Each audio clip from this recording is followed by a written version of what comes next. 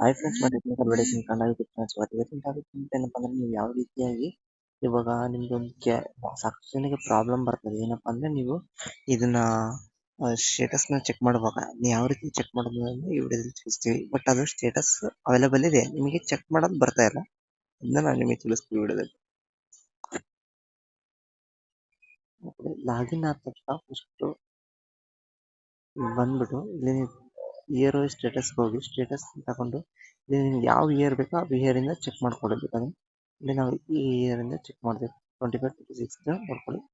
ಇಲ್ಲಿ ಈ ಥರ ಬರುತ್ತೆ. ಈ ಥರ ಬಂದ ಮೇಲೆ ನೀವೇನು ಮಾಡಬೇಕು ಅಂದರೆ ಇಲ್ಲಿ ನೋಡ್ಕೊಳ್ಳಿ.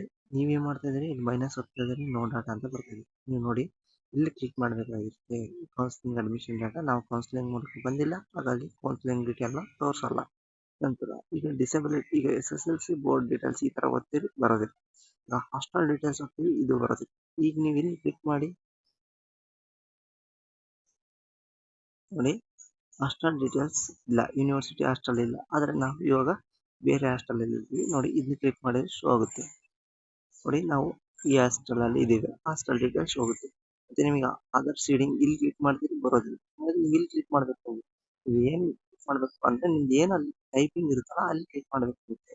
ಈ ರೀತಿಯಾಗಿ ನೀವು ಕ್ಲಿಕ್ ಮಾಡಬೇಕಾಗುತ್ತೆ. ನಿಮ್ದು amount, state, application date, seeding ಯಾವಾಗಿದೆ ಎಲ್ಲ ಪ್ರತಿಯೊಂದು ಡೀಟೇಲ್ಸ್ ಶೋ ಆಗುತ್ತೆ. ಪೇಮೆಂಟು, ಅಪ್ರೂವಲ್ ಡೀಟೇಲ್ಸ್ಗೆ ಅಲ್ಲಿ ಹೊತ್ತು ಇಲ್ಲಿ ನೀವು ಏನು ಟೈಪಿಂಗ್ ಇರುತ್ತಲ್ಲ, ಏನು ಟೈಪ್ ಮಾಡಿದಾರಲ್ಲ ಅದ್ರ ಮೇಲೆ ಕ್ಲಿಕ್ ಮಾಡಬೇಕಾಗಿರ್ತದೆ. ಫ್ರೆಂಡ್ಸ್ ನೋಡಿ, ಈ ರೀತಿ ನೀವು ಚೆಕ್ ಮಾಡಕ್ ಹೋಗಬೇಕಾಗುತ್ತದೆ. ಇನ್ನೂ ಏನಾದರೂ ನಿಮಗೆ ಈ ಥರ ನೋಡಿ ವೆರಿಫಿಕೇಶನ್ ಚೆಕ್ ಮಾಡ್ತೀರಾ ನೋಡ್ಕೊಳ್ಳಿ. ಈ ರೀತಿ ನಿಮಗೆ ಇನ್ನೂ ಏನಾದರೂ ಡೌಟ್ ಇದ್ರೆ ಕಮೆಂಟ್ ಮಾಡಿ friends. Thank you for watching.